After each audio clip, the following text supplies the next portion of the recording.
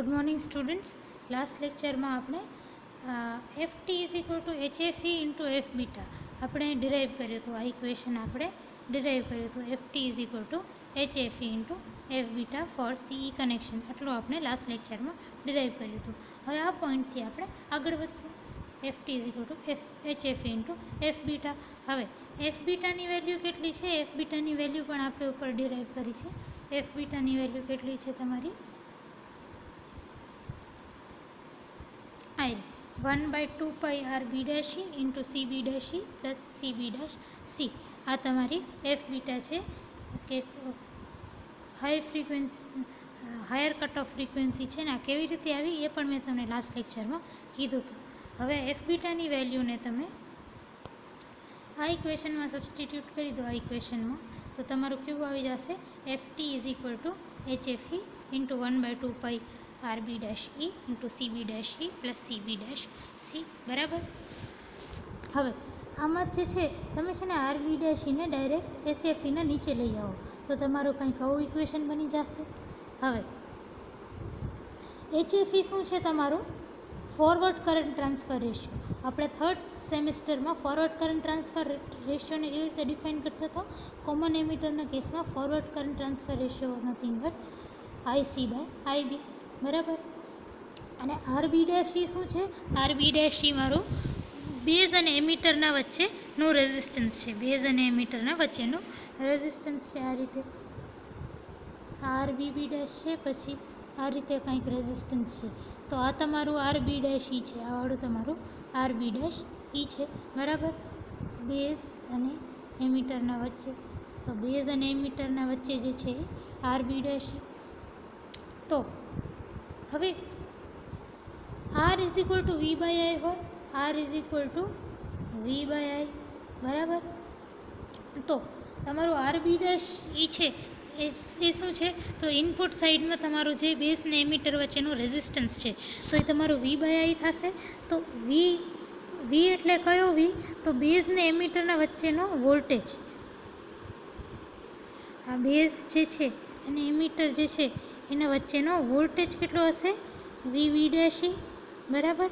અને બેઝમાં કરંટ કેટલો ફ્લો થાય છે? આઈવી. તો તમારું આરબી ડેશ ઈ કેટલું હશે? વી ડેશ ઈ બાય આઈવી. બરાબર.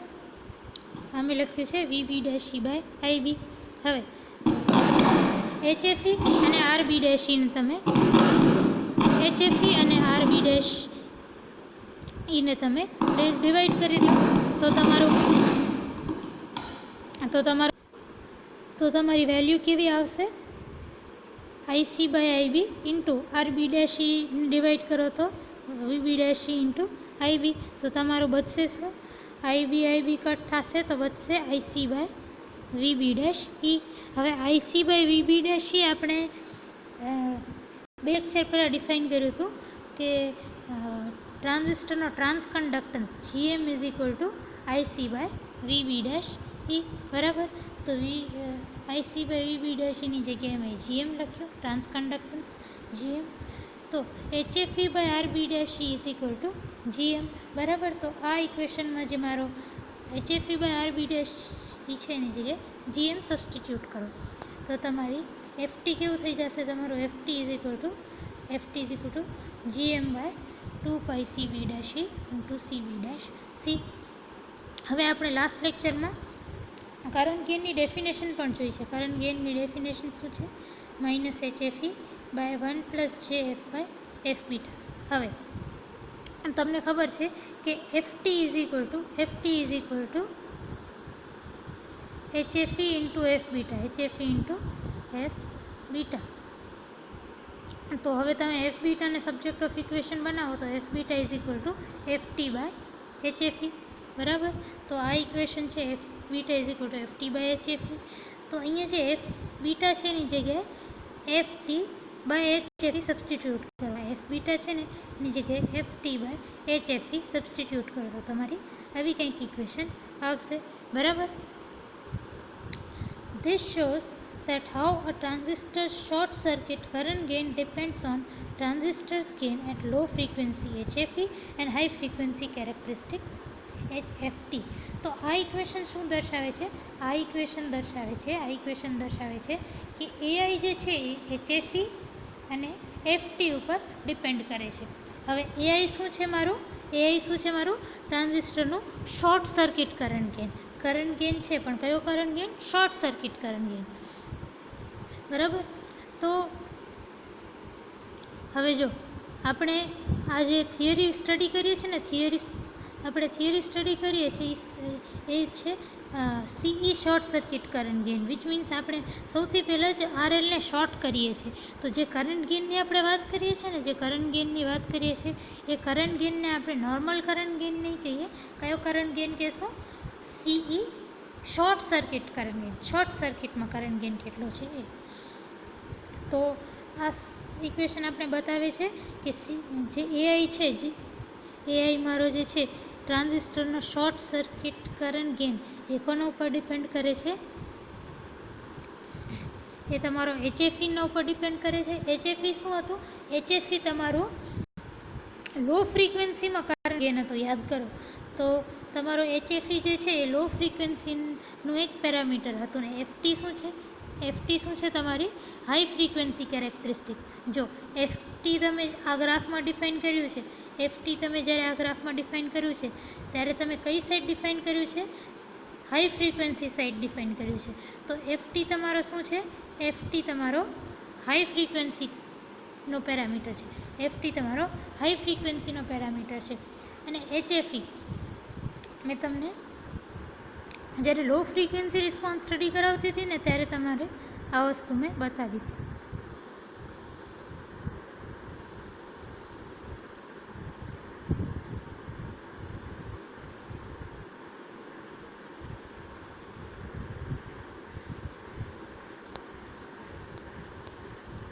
જો લો ફ્રીક્વન્સીનું આપણે જ્યારે આ સ્ટડી કરતા હતા, આ વાળી ટોપિક આપણે cascading of CE stages article 15.3 study કરતા હતા, ત્યારે આપણે કેલ્ક્યુલેટ કરતા હતા. થર્ડ સ્ટેજનો કરંટ ગેઇન કેલ્ક્યુલેટ કર્યો હતો. થર્ડ સ્ટેજનો કરંટ ગેઇન AI3 કેવો હતો? HFE. સેકન્ડ સ્ટેજનો કેવો હતો કરંટ ગેઇન? -HFE. ફર્સ્ટ સ્ટેજનો કરંટ ગેઇન કેવો છે? -HFE. તો લો ફ્રીક્વન્સી HFE શું છે મારો? HFE મારો લો ફ્રીક્વન્સીનો પેરામીટર છે. અને FT શું છે? FT મારો હાઈ ફ્રીક્વન્સીનો પેરામીટર છે. તો એઆઈ કોના ઉપર ડિપેન્ડ કરે છે? HFE અને FT ઉપર, વિચ મીન્સ કે લો ફ્રીક્વન્સી અને હાઈ ફ્રીક્વન્સીના એક પેરામીટર ઉપર મારો short circuit current gain depend કરે છે. So this equation shows how a transistor short circuit current gain AI depends on the transistor's gain at low frequency, એટલે HFE low ફ્રીક્વન્સીનો parameter, and high frequency characteristic FT, એટલે કે high frequency characteristic FT અને low ફ્રીક્વન્સીનો parameter HFE ઉપર depend કરે છે મારો ટ્રાન્ઝિસ્ટરનો શોર્ટ સર્કિટ કરંટ ગેઇન. બરાબર. Now high frequency current gain with resistive load. હવે આપણે આર્ટિકલ 15.3 સ્ટડી કરતા હતા. આર્ટિકલ 15.3 સ્ટડી કરતી વખતે આપણે શું કર્યું હતું કે આ ફિગર 18.2 વાળી સર્કિટ લીધી હતી અને એના આઉટપુટને શોર્ટ કરી નાખ્યો હતો. હવે આપણે છે ને આ આઉટપુટને શોર્ટ નહીં કરીએ. આ જે સર્કિટ છે આટલી જ આપણે આ સર્કિટ આઉટપુટમાં લોડ રાખીને આપણે આ સર્કિટને સ્ટડી કરશું. બરાબર છે. તો એ સ્ટડી કરવા પહેલાં હું તમને એક થિયરમ શીખવાડી દઉં, જેને આપણે મિલર્સ થિયરમ કહેશું. આપણે આર્ટિકલ 16.4 શું છે? High frequency current gain with resistive load. આપણે જે રીતે CE short circuit current gain find out કરતા હતા, RLને શોર્ટ કરીને કરંટ ગેઇન, એ જ રીતે આપણે હવે કરંટ ગેઇન ફાઇન્ડ આઉટ કરશું આર્ટિકલ 16.4માં, પણ RL રેઝિસ્ટિવ લોડને રાખીને. હવે મિલર્સ થિયરમ શું છે? Miller's theorem states that if an impedance Z is connected between the input and output terminals of the network, એટલે મિલર્સ થિયરમ કહે છે કે અગર આ નેટવર્ક છે મારું જેને ઇનપુટ વોલ્ટેજ V1 છે અને આઉટપુટ ટર્મિનલ્સ આ ઇનપુટ ટર્મિનલ્સ છે ને ઇનપુટ વોલ્ટેજ V1 છે અને આઉટપુટ ટર્મિનલ્સ જે છે એ આ છે અને આઉટપુટ વોલ્ટેજ છે V2. તો it states that if input impedance Z is connected between the input and output terminals, તો જો ઇનપુટ ટર્મિનલ્સ અને આઉટપુટ ટર્મિનલ્સના બંનેની વચ્ચે એક ઇમ્પિડન્સ Z કનેક્ટ કરેલું છે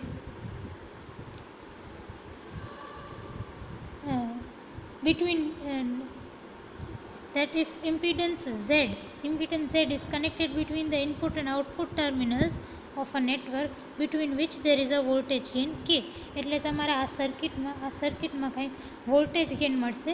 એ વોલ્ટેજ ગેઇનને આપણે K નામ આપશું. The same effect can be had એટલે આ સર્કિટ જેવી જ સેમ બીજી આપણે સર્કિટ ડ્રો કરી શકશું. અહીંયા મેં ઇક્વિવેલન્ટની સાઇન ડ્રો કરી છે. એના જેવી જ સેમ સર્કિટ આપણે ડ્રો કરી શકશું. કેવી રીતે?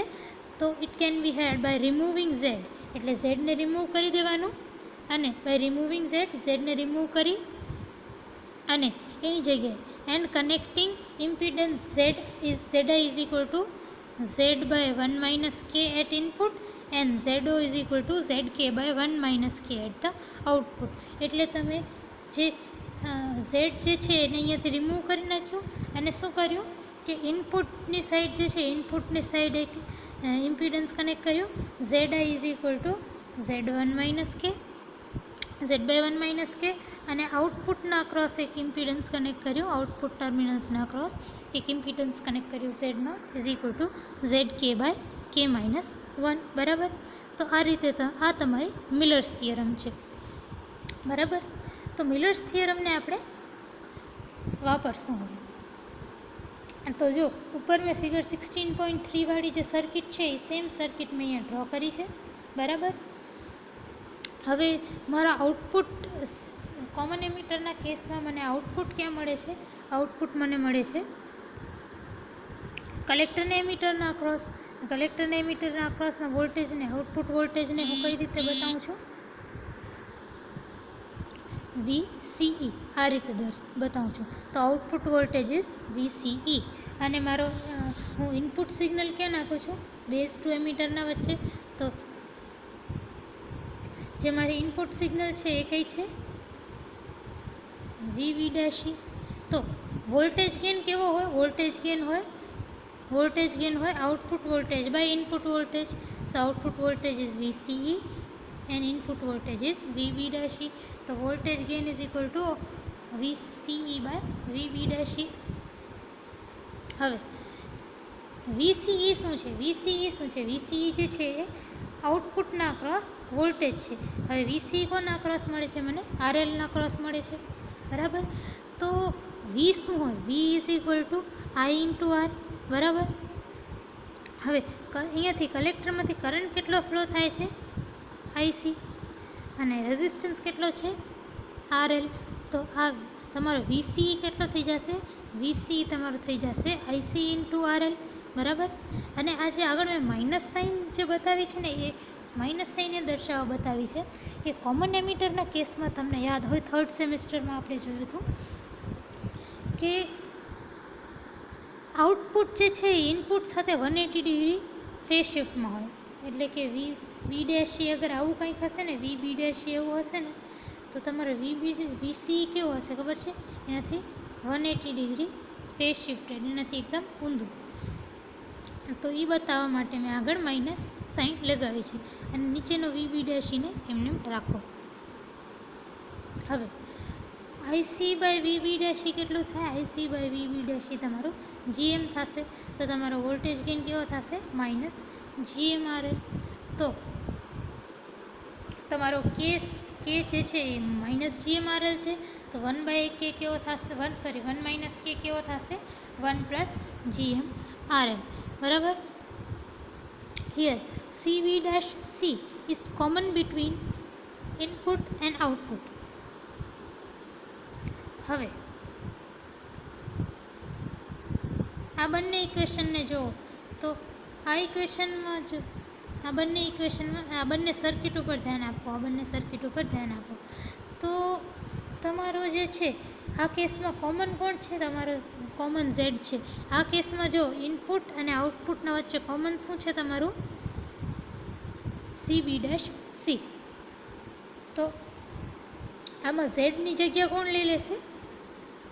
સી બી ડેશ સી, બરાબર. અને જો ઇનપુટ સાઈડમાં તમે ઇનપુટ સાઈડમાં ઝેડ.આઈની જગ્યાએ શું સબસ્ટિટ્યૂટ કરો છો? તમે સબસ્ટિટ્યૂટ કરો છો ઝેડ બાય 1 માઇનસ કે. એટલે કે તમારું ઇમ્પિડન્સ જે છે એ 1 બાય કે ટાઈમ્સ ઘટી જાય છે. ઇમ્પિડન્સ જે છે એ 1 બાય કે ટાઈમ્સ ઘટી જાય છે. એ જ વસ્તુ અહીંયા લખી છે. Since Zi is smaller by the factor of 1 minus k. Zi is Z by 1 minus k એટલે Zi is smaller by 1 minus k then Z. એટલે તમારો જે ઇક્વિવેલન્ટ સર્કિટ છે, જે બીજી સર્કિટ છે, એમાં તમારો Zi જે છે એ 1 બાય કે ટાઈમ્સ ઘટી જાય છે. તમારો ઇમ્પિડન્સ જે છે એ 1 બાય કે ટાઈમ્સ ઘટી જાય છે. તો તમારા કેપેસિટન્સ જે છે ને એ 1 બાય કે ટાઈમ્સ લાર્જર હોવું જોઈએ. કેપેસિટન્સ જે છે ને એ 1 બાય કે ટાઈમ્સ લાર્જર હશે. શું કામ? તો જો જે તમારું કેપેસિટન્સનું જે રિએક્ટન્સ ઓર ઇમ્પિડન્સ કયું એ કેવું હોય? 1 બાય જે ઓમેગા સી. એટલે કે કેપેસિટન્સનું રિએક્ટન્સ, કેપેસિટરનું રિએક્ટન્સ ઓર ઇમ્પિડન્સ કેવું હોય? It is inversely proportional to 1 by C, inversely proportional to C. તો અગર અહીંયા ધ્યાન આપો તો XC is inversely proportional to C. તો સી અગર વધશે તો ઇમ્પિડન્સ ઘટશે, અને સી ઘટશે તો ઇમ્પિડન્સ વધશે. વિચ મીન્સ અગર મારો ઇમ્પિડન્સ અગર 1 બાય કે ટાઈમ્સ ઘટતો હોય તો કેપેસિટન્સ જે છે એ 1 બાય કે ટાઈમ્સ વધવો જોઈએ. કેપેસિટન્સ જે છે ઇનપુટ કેપેસિટન્સ એ 1 બાય કે ટાઈમ્સ વધવો જોઈએ, બરાબર. તો તમારું જે અહીંયા સી બી ડેશ ઈ છે, તમારો ઝેડ છે, એ જે સી બી ડેશ સી છે એની સાથે શું મલ્ટીપ્લાય કરી દઈશ? 1 માઇનસ કે. 1 બાય કે ટાઈમ્સ 1 માઇનસ કે ટાઈમ્સ વધશે. ઇમ્પિડન્સ જે છે ઇમ્પિડન્સ એ 1 માઇનસ કે ટાઈમ્સ ઘટતો હતો, તો કેપેસિટન્સ જે છે એ 1 માઇનસ કે ટાઈમ્સ વધશે, જે રીતે મેં તમને સમજાવ્યું હતું. કારણ કે મેં તમને સમજાવ્યું કે XC is inversely proportional to 1 by C હોય. XC is proportional to 1 by C હોય તો અગર ઇમ્પિડન્સ મારો જે છે impedance is inversely proportional to capacitance. તો અગર ઇમ્પિડન્સ મારો 1 બાય કે ટાઈમ્સ ઘટે છે તો કેપેસિટન્સ મારો 1 બાય કે ટાઈમ્સ વધવો જોઈએ. હવે 1 બાય કે શું છે? 1 માઇનસ કે શું છે? 1 પ્લસ GM RL. તો મારું કેપેસિટન્સ કેવું થઈ જશે? C B dash C into 1 plus GM RL. એટલે સી બી ડેશ સી એને મલ્ટીપ્લાય કોના સાથે કર્યું? 1 બાય માઇનસ કે સાથે, કારણ કે 1 માઇનસ કે જેટલો વધારો થવો જોઈએ કેપેસિટન્સમાં. અને 1 માઇનસ કે કેટલું છે? 1 માઇનસ કે મારું 1 માઇનસ કે is equal two 1 plus GM RL. તો આ સેમ સર્કિટ છે, આ આખી સેમ સર્કિટ છે. ખાલી મેં શું કર્યું છે કે આ જે સી બી ડેશ સી છે એને રિમૂવ કરી નાખ્યું મિલર્સ થિયરમ વાપરીને એને રિમૂવ કરી નાખ્યું. અને એને ઇનપુટ સાઈડમાં એટલે અહીંયા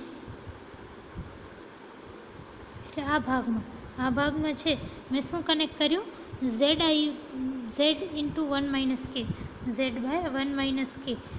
એ શું થાય? એ વાળી જે વેલ્યુ છે એ સબસ્ટિટ્યૂટ કરી તો એ કેટલી થઈ મારી?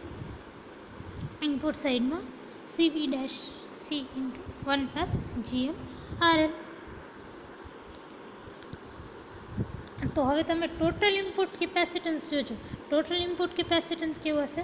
તો જો આ બંને કેપેસિટન્સ એકબીજા સાથે પેરેલલમાં છે, અને બે કેપેસિટર એકસાથે પેરેલલમાં હોય તો એનું ઇક્વિવેલન્ટ કેપેસિટન્સ કેટલું બને? આ બંનેનું એડિશન. તો આ જો ટોટલ ઇનપુટ કેપેસિટન્સ, ઇનપુટ સાઈડમાં ટોટલ કેપેસિટન્સ કેટલું છે? C B dash E plus 1 plus GM RL C B dash C, બરાબર. તો એ આ બંને કેપેસિટરને મેં એક સાથે રાખી અને આ એક કેપેસિટર બનાવ્યું છે, બરાબર. Now Miller output capacitance having impedance Z0 is equal to Zk by 1 minus k is not shown in the output of above circuit. Why? હવે મેં અહીંયા જો જ્યારે મેં આ સર્કિટમાંથી ઝેડને રિમૂવ કર્યું ત્યારે ઇનપુટ સાઈડમાં પણ એક ઇમ્પિડન્સ રાખ્યું અને આઉટપુટ સાઈડમાં પણ એક ઇમ્પિડન્સ રાખ્યું છે, બરાબર. ઝેડ કે બાય કે માઇનસ 1 એવું રાખ્યું છે. પણ અહીંયા જ્યારે મેં સીબી ડેશ સી હટાડ્યો ને ત્યારે મેં ખાલી ઇનપુટ સાઈડમાં એક કેપેસિટર રાખ્યો, બાકી આઉટપુટ સાઈડમાં એક કેપેસિટર નથી. બાકી અહીંયા પણ એક કેપેસિટર હોવું જોઈએ ને, અહીંયા પણ એક કાંઈ કેપેસિટર હોવું જોઈએ જે મને ઝેડ કે બાય કે માઇનસ 1 આના જેવું કંઈક હોવું જોઈએ, બરાબર. એ મેં શું કામ નથી કન્સિડર કર્યું? વાય મેં એને શું કામ કન્સિડર નથી કર્યું એ હું તમને રીઝન કહું છું. Now Z0 is equal to ZO, જે આઉટપુટ ઇમ્પિડન્સ છે ZO is equal to ZK by 1 minus K, આ આપણે ખબર છે, બરાબર. હવે તમે કે ને નીચેની બાજુ લઈ જાઓ તો Z બાય 1 માઇનસ કે માઇનસ 1 1 બાય આવું કંઈક થઈ જશે 1 બાય કે માઇનસ 1. હવે તમને થર્ડ સેમેસ્ટરમાં આપણે સ્ટડી કર્યું હતું કે કોમન એમિટરનો voltage gain is very high, એટલે 1 થી બહુ મોટો હશે. તો કોમન એમિટર આપણી સર્કિટ છે એ કોમન એમિટર સર્કિટ છે. એનો જે કરંટ, એનો જે વોલ્ટેજ ગેઇન છે એ કેવો છે, એને કેવી રીતે દર્શાવ્યું છે? કે, બરાબર. તો કે જે છે એ બહુ ગ્રેટર ધેન 1 છે. તો કે આપણે ઉપર જોયું છે કે is equal two minus GMRL.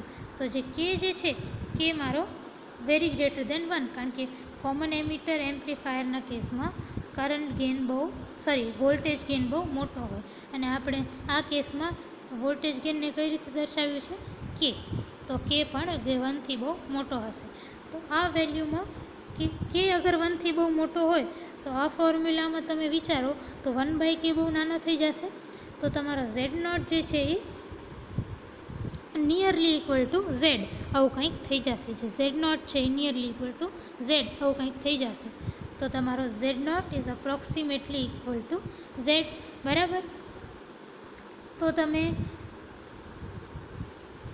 અહીંયા જે ઝેડ કે બાય કે માઇનસ 1, અહીંયા તમે જે ઝેડ કે બાય કે માઇનસ 1 લખો છો ને, ઝેડ કે બાય કે માઇનસ 1 ની જગ્યાએ ડાયરેક્ટ તમે અહીંયા ઝેડ રાખી શકો, કારણ કે મેં તમને શું કીધું હતું? Z0 is equal to Z. અહીંયા મેં તમને ઝેડ કે બાય કે માઇનસ 1ની જગ્યાએ તમે અહીંયા ઝેડ મૂકી શકો, કારણ કે મેં હમણાં શું પ્રૂવ કર્યું? Z0 is equal to Z, બરાબર. તો એ જ લોજિક અગર હું અહીંયા લગાવું તો એ જ લોજિક હું આ સર્કિટમાં લગાવું તો આ CB ડેશ સીની જગ્યાએ હું શું કરી શકું? એને રિમૂવ કરી અને અહીંયા હું CB ડેશ સી લગાવી શકું, બરાબર. વિચ મીન્સ અહીંયા મારું એક CB ડેશ સી હોવું જોઈએ, CB ડેશ સી હોવું જોઈએ, બરાબર. હવે CB ડેશ સીનું રિએક્ટન્સ જે છે ને, આ CB ડેશ સીનું રિએક્ટન્સ એ RL કરતાં ઘણું મોટું હશે,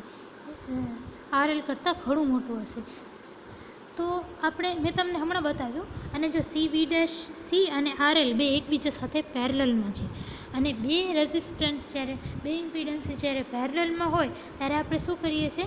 જે મોટી વેલ્યુ છે ને એને આપણે નિગ્લેક્ટ કરીએ છીએ, ને ઇગ્નોર કરીએ છીએ. તો CB ડેશ સીનું જે ઇમ્પિડન્સ હશે ને એ RL કરતાં CB ડેશ સીનું ઇમ્પિડન્સ જે છે, CB ડેશ સીનું ઇમ્પિડન્સ એ RL કરતાં ઘણો મોટો હશે.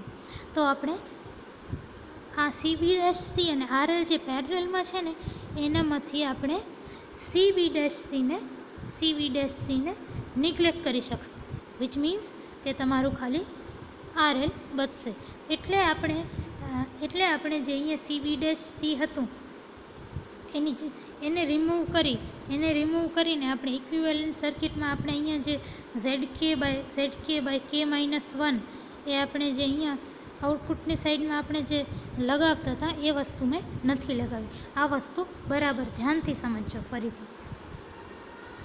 બરાબર. નેક્સ્ટ ટાઈમ સ્ટડી કરશું effect of source resistance on frequency response.